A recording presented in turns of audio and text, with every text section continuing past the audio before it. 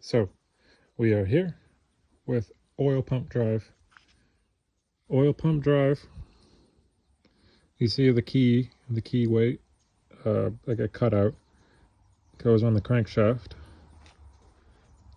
And this oil pump drive actually drives the gears. So you can see I scraped out every single little channel. I wiped it out. I might wipe it out one more time real quick. But you can see, and I'll even show, that this has to be super clean. I even gotta clean this a little bit inside just here, just a little bit. It should be fine with this. And you see, this is what turns as the crankshaft turns the oil pump actual assembly. This is the drive, so it gets driven. Well, it's the driver, and then the driven part. I just unopened it, unboxed it. This is here heat oil pump. You see they put a clear plastic thing on because they don't even want you in here with any dirt because the stuff has to be clean. You see how tight the oil gets compressed, eh? It gets compressed all the way down to that small little bidget of a space. And, the gears are always getting, like oils through here, through the crescents and such. So there's just a big importance on keeping everything clean. Even the surface that you see down here, I've cleaned it actually once. The surface was dirty. This is actually clean. I'm going to wipe off just whatever has been floating around and maybe picked up on the surface. But, I'm going to put that oil pump on and, that's that. I got to find the bolts that go all around. That's what I'm really concerned about. Because, it is finding bolts. It's like a little pig hunt. The seal, you can see the seal here is nice on this one. That'll just go around, the pieces, a part stir. The seal doesn't go around that, but it actually goes around your harmonic balancer. I don't know. I have it somewhere. You'll see. Don't worry. This is my old one. I was gonna salvage it, but I couldn't. I wanted to get a new seal for this one. Just take out this seal. But as you can see, the seal just didn't want to come out. It started breaking things, and I was like, bro. And you could see a little bit of wear. I mean, oil pump's gonna wear. You can see this is the old one.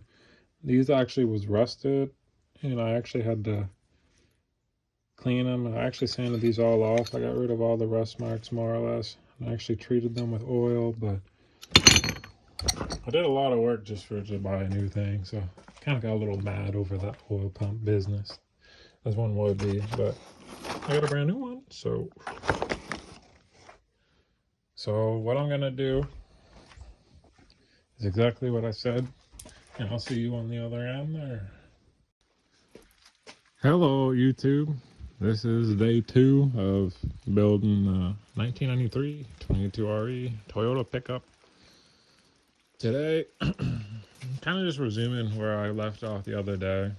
What I did the other day, which I did not show, but said I was going to do, was work on this oil pump and get it all nice. As you can see, I got the oil pump nice. It's in there. The trick was I had to use a little bit of gasket maker, just hold things in place, hold gaskets in place while I tightened her down. But I tightened it down.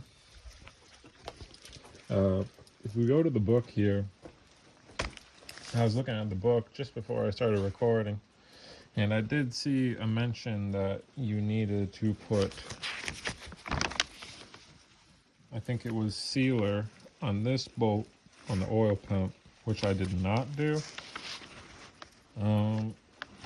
I mean, if I were doing this build for like a client, I would probably put sealer on it for longevity's sake, so they wouldn't come back for a return saying, oh, we're leaking oil. But this truck is just going to be used for property and whatnot around, just the farm barn here. So I'm not too worried about it. I can keep an eye on it.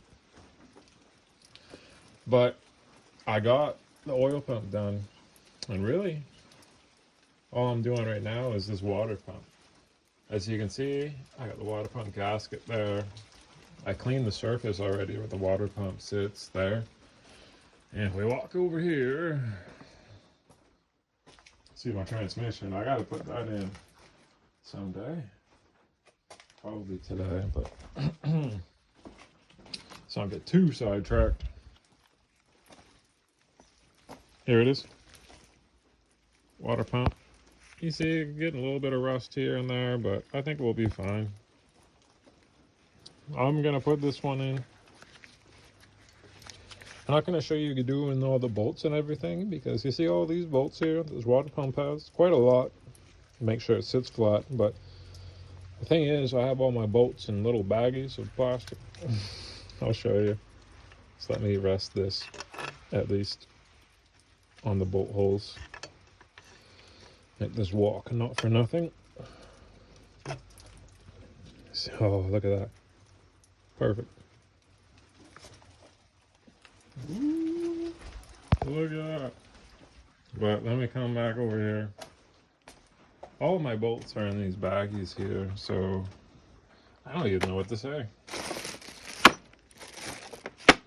I don't know necessarily which one it's in, so you know, I gotta do the best that I can, but I'm really just gonna start on that, and then I'll keep you updated and probably show it to you after I get it, you know, screwed in there. I don't worry too much about torque specs with the water pump here, nor did I find any bolts I was supposed to put sealant on. I couldn't find anywhere where it said it in this book that I have, so the Haynes book.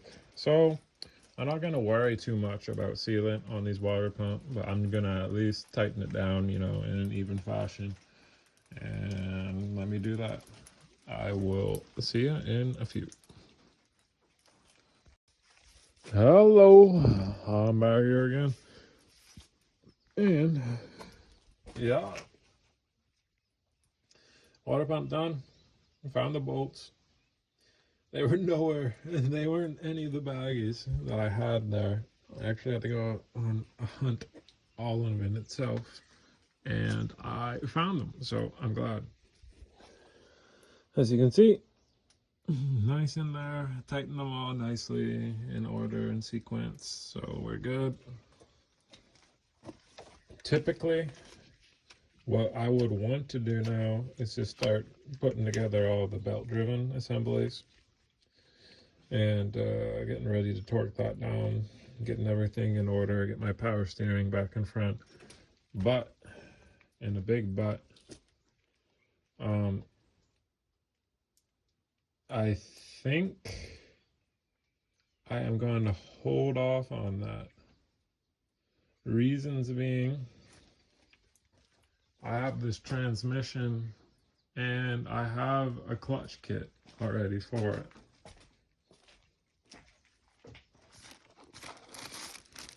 I don't know if my head's in the right space, but I'll tell you what I'm thinking as I'm looking at things.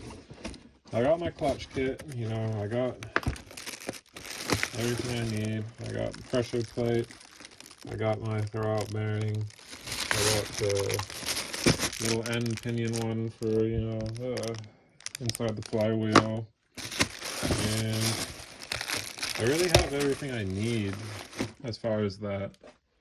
If we take a look underneath, oh my gosh,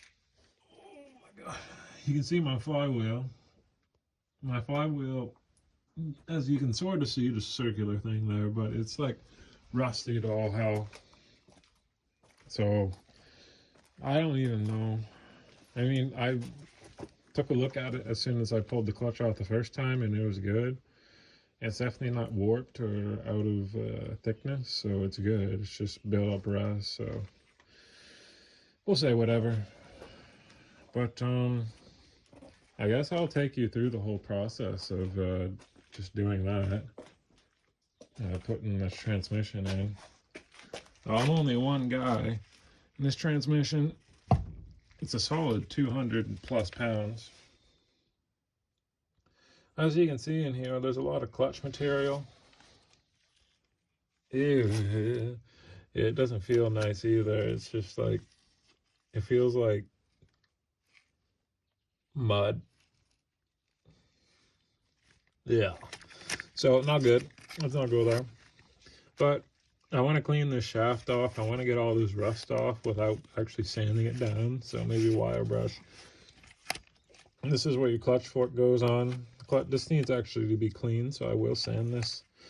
And you put a lot of anti-seize on there, lubricant. I might lubricate the splines with a little something here and there. And the internals for the transmission's good. I'm not worried about the transmission, you know, bad. I should probably clean, that's from the transfer case at the front. I'll clean those splines and, you know, I'll just do that general, you know, work. I'm gonna do that all off camera because it's gonna take a long time and it's not gonna look pretty.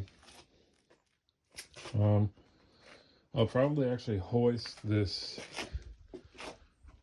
transmission into the light here. I'll probably try to like put on a jack and just kind of mangle it over here so you can get a better look at it for now. But yeah, it needs work. So let me get to work.